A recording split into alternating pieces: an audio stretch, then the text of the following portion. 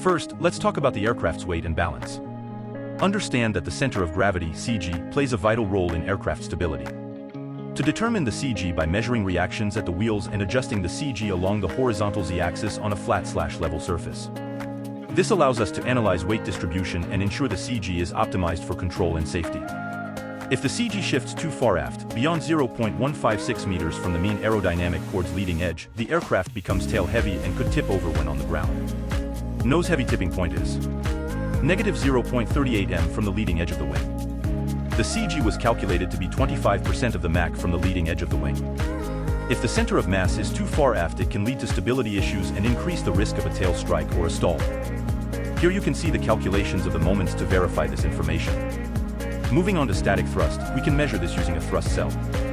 We can also see that when thrust increases, it does so linearly by varying the motor RPM.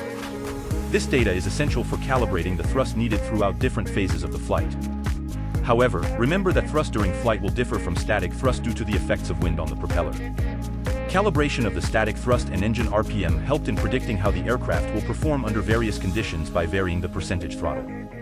Knowing the linear relationship between RPM and static thrust allows us to estimate how the aircraft will behave at different throttle settings, which is vital for planning and executing flight maneuvers safely. Now, let's discuss static control response. The aircraft's response to wind speed, elevation, and azimuth changes is critical. As wind speed increases, so does the lift on the wings. If the aircraft encounters an azimuth, expect a side slip towards the windward wing. Regarding control surfaces, an aileron deflected downwards increases lift, causing a roll towards the aircraft's longitudinal axis. Similarly, a downward deflection of the elevator increases lift at the tailplane, resulting in a nose-down pitching moment. It's essential that the input matrix for the control surfaces correctly reflects these relationships to ensure accurate and safe aircraft handling during all phases of flight. This was tested to show all controls work accordingly as expected.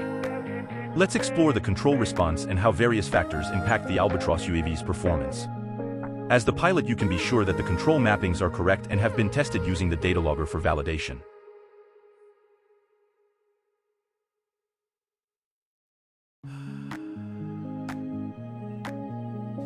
For the pitch and yaw damping, this Albatross aircraft displayed a quicker pitch damping than yaw damping, which is underdamped and takes longer to return to equilibrium. Here it is evident that as the center of mass is moved after the leading edge of the wing, the aircraft has a larger pitching moment and causes it to be more unstable, thus taking longer to restabilize. The same can be said about moving the center of mass forward of the leading edge of the wing, which seems to stabilize the aircraft more and produce less pitching moments about the CG. When the COM is positioned after the wing's leading edge, it leads to larger pitching moments and generally a less stable behavior, particularly noticeable during turbulence or abrupt maneuvers. Moving the center of mass forward relative to the leading edge helps stabilize the aircraft and reduces the intensity of pitching moments, making it easier to control under normal and adverse conditions. With an aft center of mass, please ensure to apply control inputs gently to avoid overcorrection, which can exacerbate instability. With a forward center of mass, be prepared for a more responsive control experience. This setup requires precise inputs to maintain smooth flight.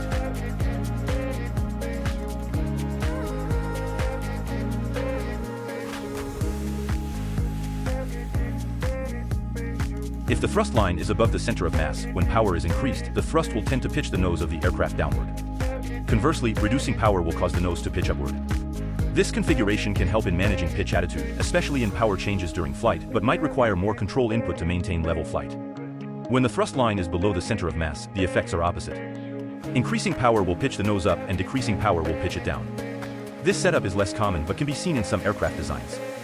Ideally, having the thrust line aligned with the center of mass would mean that changes in power have minimal effect on the aircraft's pitch. This setup provides the most neutral handling characteristic with respect to pitch control during changes in engine power. If throttle adjustments significantly impact the trim if the thrust line doesn't align with the vertical CG. If the CG is lower, you'll notice a nose-down pitching moment. A higher CG causes a nose-up moment, leading to rapid climbing when thrust is increased. We recommend positioning the vertical center of mass at -0.025 meters to mitigate thrust pitch coupling.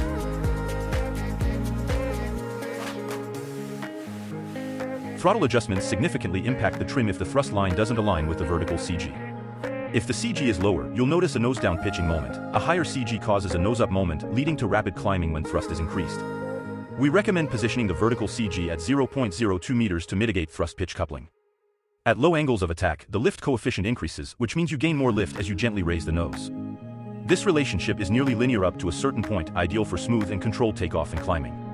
Deploying flaps increase the curvature and surface area of the wing. This results in an upward shift of the lift curve, offering a higher lift coefficient at the same angle of attack compared to when the flaps are retracted. CLmax represents a critical threshold. A size of 1.25 for CLmax with flaps deployed allows you to maximize lift without exceeding the stall angle. Reaching an angle of attack of 10 degrees with flaps configured properly, you will achieve optimal lift. Beyond this angle, the lift starts to decrease and the stall begins, making it a crucial limit not to be exceeded during routine operations. The drag polar plot illustrates how flap deflections impact an aircraft's lift and drag characteristics. With flap deflections ranging from 0 to 30 degrees, the plot shows an increase in maximum lift coefficient, CLmax, as flaps are extended, enhancing lift by increasing the wing's camber. However, more flap deflection also results in more drag. As the flaps are extended to 30 degrees, CLmax is highest, offering greater lift, but also increasing drag as evidenced by the curves moving to the right. The plot indicates that with more flap deflection, the aircraft can maintain lift at steeper angles of attack before it stalls. In terms of efficiency, the clean configuration, 0 degrees of flap, has the best lift-to-drag ratio, ideal for cruise flight. Conversely, during takeoff and landing, when lift is prioritized, higher flap settings are used despite the higher drag. The predicted best lift-to-drag is 13.62, occurring at a CL of 0.45. The manufacturer's sales data indicates a maximum L/D of 28, which could be due to differences in test conditions or weight. This may require recalibration and testing from the manufacturer. As shown, a negative 5-degree deflection produced a different curve than a 0-degree deflection, indicating that the elevator's deflection alters pitching moment changes with a varying CL. The point where the curve crosses the horizontal axis, CM equals 0, represents the trim condition. At this point, the aircraft would not pitch up or down, indicating a neutral pitching moment. This is the desired condition for steady, level flight. To achieve the best performance at the default center of mass location, you would adjust the elevator to the angle where the pitching moment coefficient is 0 for the corresponding coefficient of lift during the desired flight condition. Visually, this is where the plotted line crosses the horizontal axis. The specific trim condition for the default center of mass location would be indicated by the intersection point of the CM curve with the horizontal axis closest to the typical operational CL range. Each curve represents a different center of mass position at 0% Mach, 20% Mach, 35% Mach, and 60% Mach. The position of the center of mass affects the pitching stability of the aircraft. A forward center of mass, closer to the leading edge of the wing, typically results in a more stable aircraft, while an aft center of mass results in a less stable aircraft. The point where each curve crosses the zero line on the vertical axis, CM equals 0, indicates the angle at which the aircraft would be trimmed for level flight at that particular center of mass position and lift coefficient. This means that the elevator deflection required to maintain level flight without pitching up or down varies depending on the center of mass position. A forward center of mass position will require a different elevator deflection compared to an aft center of mass to achieve the same coefficient of lift. The neutral point is the center of mass location where the slope of the CM versus CL curve is 0, meaning a change in lift doesn't produce a pitching moment. This usually occurs where the curves for varying center of mass positions converge or intersect, which in this graph appears to be around the 35% Mach line. The curve with the center of mass at 60% Mach shows a high negative slope, indicating a strong pitch-down tendency with increasing lift. This suggests a potentially unstable situation because a slight increase in lift would generate a strong nose-down pitching moment. The combination of nose gear steering and rudder inputs for ground maneuvers provides adequate control. However, avoiding excessive steering inputs during high-speed taxiing is critical, as this could cause the aircraft to tilt about its longitudinal axis. Such tilting might result in the downward wingtips contacting the ground, potentially damaging the aircraft. To prevent these risks, a safe taxiing speed should not exceed 3 meters per second. Excessive steering input can lead to oversteering, where the aircraft turns sharper than intended, potentially causing loss of control. The nose gear assembly may be subjected to stresses beyond its design limits if excessive force is applied through steering, especially at high speeds. As for the max safe taxi speed, it is typically recommended not to exceed a certain speed limit, such as the 3 meters per second mentioned earlier, to avoid dynamic instabilities. This flight test circuit demonstrates the culmination of the data presented throughout this video, leading to the successful operation of the aircraft. The minimum takeoff speed is 18 meters per second. Predicted stall speed is 11.546 meters per second, which closely matches stall asterisk 1.5, which is only 3.8% away from the expected value. During no wind, elevator trim setting to negative 1.5 degrees and throttle setting at 22 RPM to achieve steady level flight at a cruise speed of 20 meters per second. The lowest speed at which the aircraft can maintain approximately steady level flight is 16 meters per second. The highest speed achievable in steady level flight was found to be 47 meters per second. The long period, phugoid, natural frequency, 0.352 radians per second with a time period of 16.5 seconds.